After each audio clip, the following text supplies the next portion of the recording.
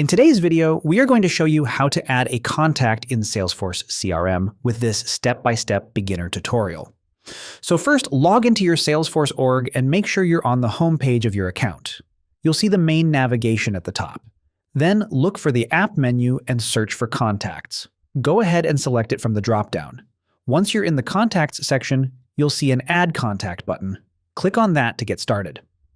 Now you'll fill in the required contact information.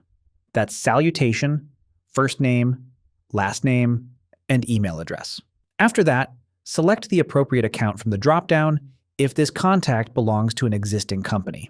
This step is important for keeping your data organized. From there, add any additional relevant information like phone number, title, or address.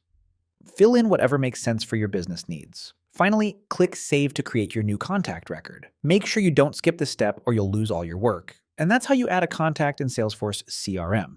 If this helped, drop a like and subscribe for more tutorials like this.